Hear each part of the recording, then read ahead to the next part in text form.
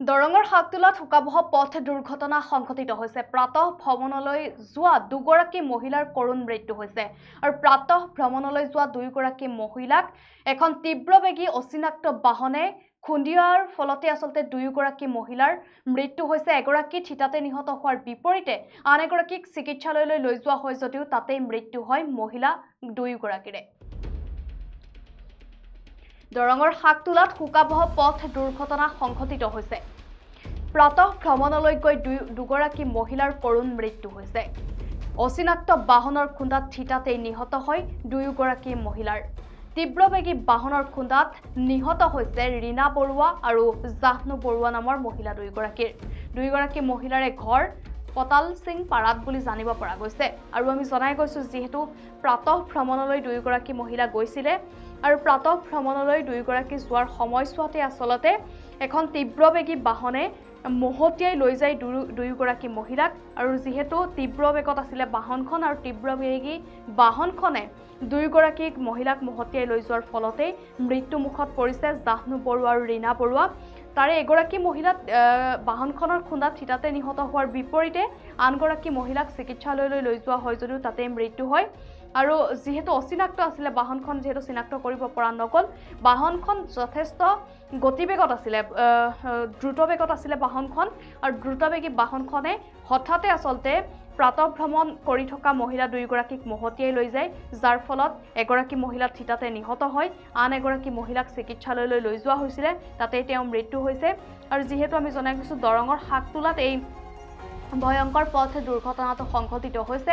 দুয়োগৰাকী মহিলাই পুৱাৰ ভাগতে ওলাই গৈছিলে খোজকাঢ়িবলৈ বুলি, আনদিনাৰ দৰে আজিও ওলাই গৈছিলে আৰু দুয়োগৰাকী মহিলা খোজকাঢ়ি থকাৰ সময়ছোৱাতে আচলতে যথেষ্ট বেগত আহিছিলে এখন বাহন। সেই বাহনখনে হঠাতে আচলতে মহতিয়াই লৈ যায় দুয়োগৰাকীকে, যাৰ ফলত আচলতে খুন্দিয়াই লৈ যায় খুন্দিয়াই দুয়োগৰাকী মহিলাক, যাৰ ফলত এগৰাকী মহিলা থিতাতে নিহত হয়, আনহাতে আনগৰাকীক যথেষ্ট সংকটজনক অৱস্থাত তেওঁক চিকিৎসালয়লৈ লৈ যোৱা হৈছিলে, কিন্তু চিকিৎসালয়তে তেওঁৰ মৃত্যু হয়। ইতিমধ্যে মৃত্যু হৈছে চিকিৎসালয়তে।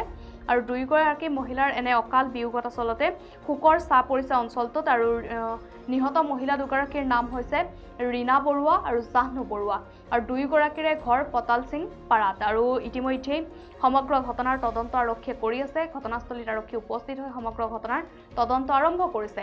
আৰু ঘটনা সন্দৰ্ভত আচলতে ইতিমধ্যে স্থানীয় লোকসকলে প্ৰতিক্ৰিয়া ব্যক্ত কৰিছে। আমি প্ৰতিক্ৰিয়া শুনাই ল'বলৈ বিচাৰিম। ঘটনা ৰাতিপুৱাতে ফুৰিবলৈ অহা দুগৰাকী তিৰোতাক কোনো অচিনাকি গাড়ীয়ে খুন্দিয়াই থৈ গ'ল। এজনী স্পট হৈছে আৰু এজনী হস্পিটালত নিয়াৰ পথত ঢুকাইছে। আগৰ শোকাবহ ঘটনা, দুয়োজনী তিৰোতা আমাৰ গাঁৱৰে পতালি গাঁৱৰ নিবাসী। এজনীৰ নাম ৰীনা বৰুৱা, তেওঁ স্পট ডেড হৈছে, আৰু এজনী জাহ্নু বৰুৱা, তেওঁ হস্পিটালত নিয়াৰ পথত তেওঁ ঢুকাইছে। এতিয়া কথাটো হৈছে, এতিয়া আমাৰ এই যিটো 4 লেন অৱস্থাটো নোহোৱাৰ কাৰণে আমাৰ যিটো 52 নম্বৰ ৰাষ্ট্ৰীয় ঘাইপথ, এইটো বৰ মানে ভয়াৱহ, 15 নম্বৰ ৰাষ্ট্ৰীয় ঘাইপথ বৰ ভয়াৱহ হৈ উঠিছে। আৰু ইয়াত যান-জঁটৰ কাৰণে প্ৰায় প্ৰতিনিয়ত একোটা ঘটনা, সৰু ডাঙৰ ঘটনা ঘটি আছে। আৰু আজিৰ এই ঘটনাটো বৰ দুৰ্ভাগ্যজনক। তেওঁলোক সদায় 4:30, 5টাত ৰাতিপুৱা ফুৰিবলৈ প্ৰাতঃ ভ্ৰমণৰ কাৰণে আহে, আৰু আজি তেওঁলোক সেই অনুযায়ী আহিছে। আৰু প্ৰত্যক্ষদৰ্শীয়ে কোৱা মতে, প্ৰত্যক্ষদৰ্শী মানে অলপ পথাৰত কাম কৰি থকা মানুহে কোৱা মতে এখন তাৰমানে ইটা ভাটাৰ গাড়ীয়ে খুন্দোৱা যেন অনুমান কৰিছে, যদিও গাড়ীখন আমি ধৰিব পৰা নাই। আৰু খুব মানে তীব্ৰবেগী আহি খুন্দিয়াই থৈ যোৱা বুলি তেওঁ কৈছে, দেখিছে অলপ দূৰৰ পৰা, যদিও আমি গাড়ীখন এতিয়ালৈকে চিনাক্তকৰণ কৰিব পৰা নাই। এই স্পট ঢুকাল ৰীনা বৰুৱা, তেখেতৰ স্বামী আছে, দুজনী ছোৱালী আছে, আৰু দুজনী হস্পিটালত নিয়াৰ পথত ঢুকাল ক্ষীৰোদ বৰুৱাৰ পত্নী জাহ্নু বৰুৱা, তেওঁৰ 2জন ল'ৰা আছে। 2জন ল'ৰাই এতিয়া মানে এজন কলেজত পঢ়ি আছে, এজন হাইস্কুলত পঢ়ি আছে।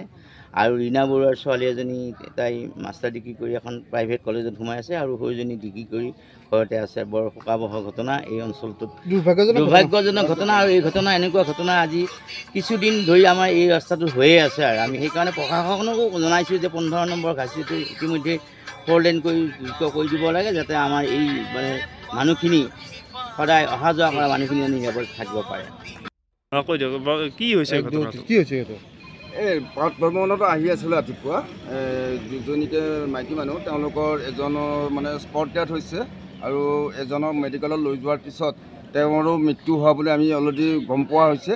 আৰু যিহেতু আমাৰ ৰাস্তাটো ফ'ৰলেন ৰাস্তা, এইটো ফ'ৰলেন ৰাস্তাটো আমাৰ হোৱাৰ বাবে আমি বহুতবাৰ আমাৰ প্ৰশাসনৰ আমাৰ ইফালে মানে আপত্তি জনাই আছে, কিন্তু ইয়াৰ কোনো ফল পোৱা নাই। সেয়েহে আমাৰ এই ফ'ৰলেন হোৱা ৰাস্তাটোৰ কাৰণে আমি বহুতবাৰ চেষ্টা চলোৱাৰ পিছতো হোৱা নাই। এতিয়া আমাক এই ফ'ৰলেন হোৱাৰ ব্যৱস্থা কৰাই দিব লাগে এই ৰাস্তাটো। ঠিক আছে, ভয় লগা হৈছে ৰাস্তাটো, বহুত ভয়ংকৰ এইটো ৰাস্তা, বহুত ভয়ংকৰ হৈছে। যিহেতু মোৰো ইয়াতে এটা এক্সিডেণ্ট হৈছিল, বাইক এক্সিডেণ্ট, আৰু মোৰো আজি এখন ভৰি লেঙেৰা হৈ আছে।